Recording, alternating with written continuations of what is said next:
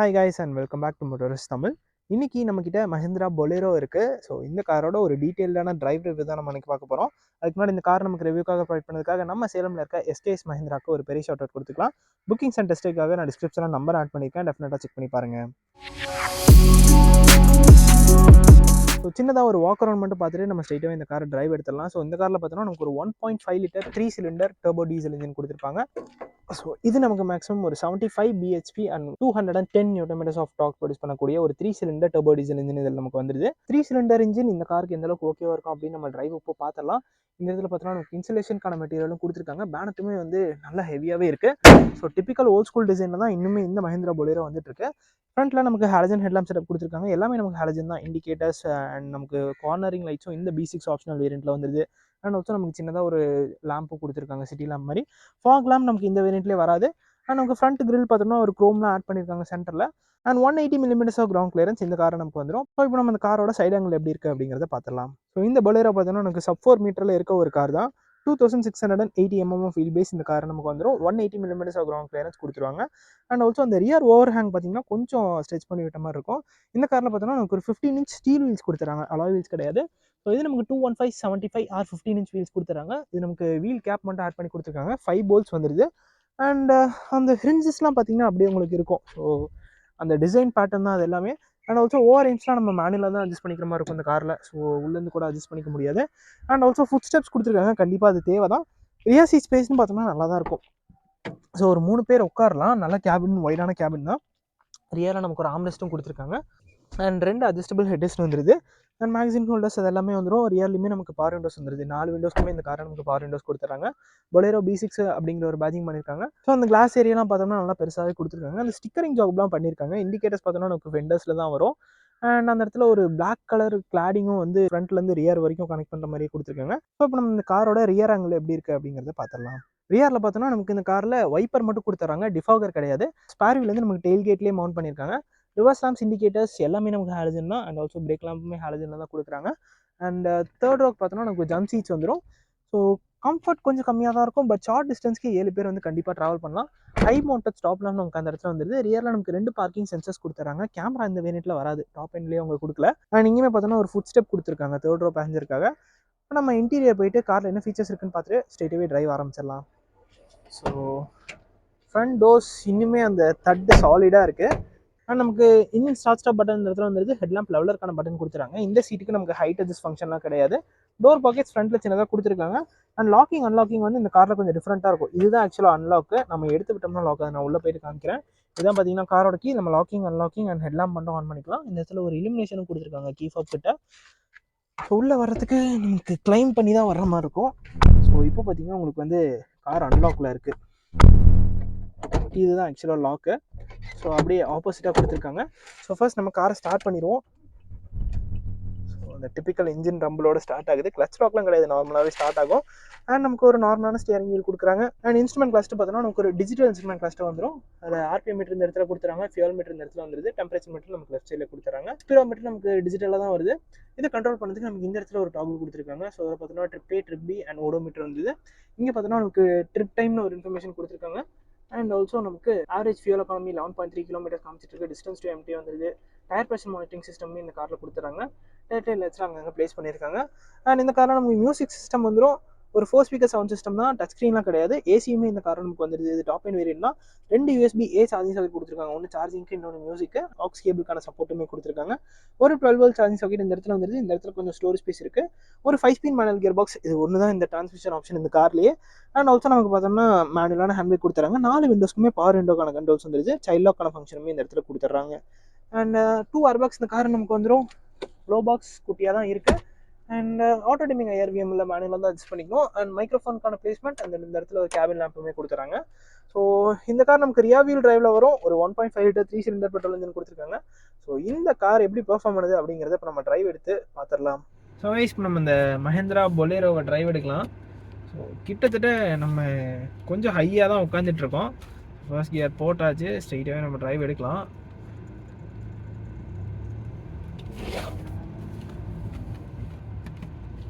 நம்ம ரோட்லேருந்து கொஞ்சம் ஹையாக தான் கைஸ் உட்காந்துட்ருக்கோம். அது கிங் ஆஃப் த ரோட்னு சொல்லுவாங்கள்ல, அந்த மாதிரி ஒரு பொசிஷனில் தான் இருக்குது. நல்ல ஜம்முன்னு இருக்குது உட்காந்து ஓட்டுறதுக்கு.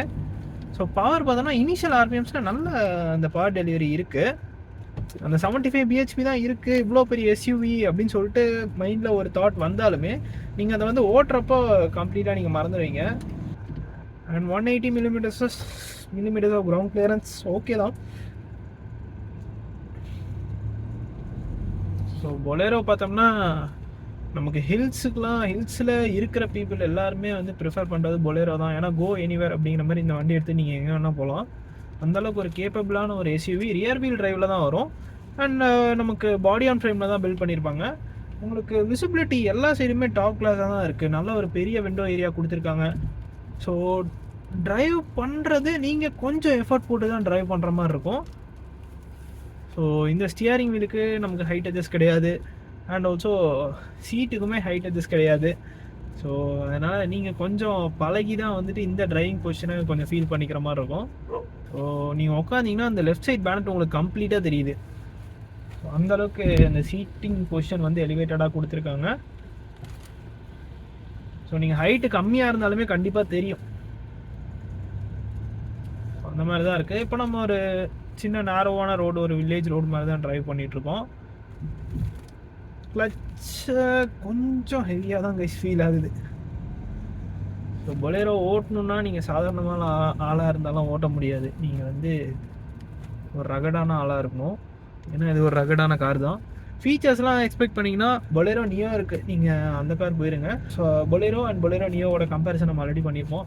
ஜாயின்ட்ஸ்லாம் பெருசாக நமக்கு அந்த இது ஃபீல் ஆகலை. ரொம்ப பெரிய குழியாக இருந்தால் மட்டும்தான் அது வந்து நமக்கு நல்லாவே உள்ள ஃபீல் ஆகுது. அண்ட் இந்த சீட்ஸ் பார்த்தோன்னா நல்லா கம்ஃபர்டபுளாக தான் இருக்குது. அண்டத்தை சப்போர்ட் எனக்கு ஃப்ரண்ட்லேயே கொஞ்சம் கம்மியாக இருக்க மாதிரி தான் இருக்குது. பட் சீட்ஸ் நல்லா வைடாக இருக்குது, பெருசாக இருக்குது, அதெல்லாம் எந்த பிரச்சனையும் இல்லை. அதை நான் ஆல்ரெடி சொல்லியிருப்பேன். பின்னாடிலாம் 3 பேர் உட்காந்தாலும் தாராளமாக உட்காரலாம். அந்தளவுக்கு நல்லா வைடான கேபின் கொடுத்துருக்காங்க. குஷனிங்குமே ஓகே தான். ஃப்ரீ ஸ்ட்ரெச் செகண்ட் கியரில் இருக்குது. ஒரு 3000 ஆர்பிஎம் வரைக்கும் புல் பண்ணுது. கியர் பொசிஷன் இண்டிகேட்டருமே இப்போ நமக்கு ஒர்க் ஆகுது. ஐடியலிங்கில் ஒர்க் ஆகலை.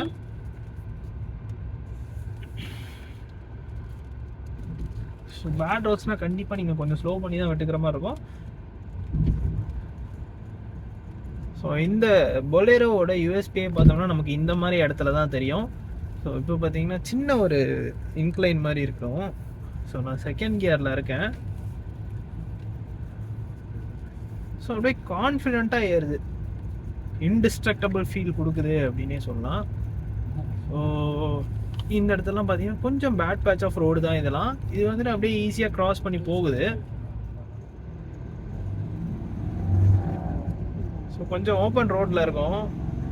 இன்ஜின் நாய்ஸ் நமக்கு ஹையர் ஆர்பிஎம்ஸ் போகிறப்ப மட்டும் மைல்டாக கேட்குது. அது கேபின்குள்ளே ஃபில்டர் ஆகுது. ஸோ இந்த இடத்துல நம்ம ஒரு பிரேக்கிங் டெஸ்ட் கூட பண்ணுவோம். பின்னாடி வண்டி வரல, கொஞ்சம் ஹெவியாக பிரேக் பண்ணுவோம். ஸோ கொஞ்சம் ஸ்பாஞ்சியாக இருக்க மாதிரி இருக்குது. அந்த இனிஷியல் பைட் வந்து எனக்கு ஏதோ ஒரு இடத்துல மிஸ் ஆகுற மாதிரி தெரியுது. ஸோ புல் பாருங்கள், ஆக்சுவலாக அந்த டீசலோட டார்க் வந்து நமக்கு நல்லாவே தெரியுது. ஒரு சர்டன் ஆர்பிஎம்ஸ் வந்துருச்சுன்னா அது நல்லா இழுத்துட்டு போக ஆரம்பிச்சிடுது. பேட் ரோட்ஸில் மட்டும் கொஞ்சம் நம்மளை டாஸ் பண்ணுற மாதிரி ஃபீல் ஆகும். வேறு எந்த இடத்துலையும் நமக்கு பெருசாக ப்ராப்ளம் இல்லை. ஸோ இந்த இடத்துல நம்ம ஒரு யூ டர்ன் எடுத்துக்கலாம்.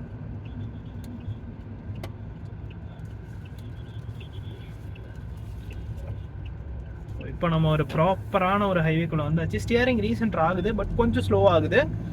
ஸோ ப்ரெஸ் பண்ணுவோம். செகண்ட் கியர் 3500 4000 ஆர்பிஎம் வரைக்கும் போகுது. 57 வரைக்கும் போகுது. Third gear. ஸோ 3 சிலிண்டராக இருந்தாலுமே எனக்கு பெருசாக வைப்ரேஷன் ஃபீல் ஆகலை. இப்போ ஐடியலிங்லேயும் கொஞ்சம் நேரம் இருந்துச்சு. ஸ்டியரிங்கில் மட்டும் மைல்டான ஒரு வைப்ரேஷன் இருக்குது. மிச்சபடி நமக்கு சீட்ஸில் பெருசாக அந்த வைப்ரேஷன் தெரியல. ஆனால் அந்த பெடல்ஸில் மட்டும் மைல்டாக தெரிகிற மாதிரி ஃபீல் ஆகுது. ஸோ இந்த காருக்கு சேஃப்டின்னு பார்த்தோன்னா நமக்கு 2 ஏர்பேக்ஸ் கொடுத்துறாங்க. ஏபிஎஸ் வந்துடும். And 3 years or 1 lakh kilometers warranty இந்த காருக்கு நமக்கு வந்துடும். ஆல்ரெடி நம்ம 80 வந்துட்டோம்.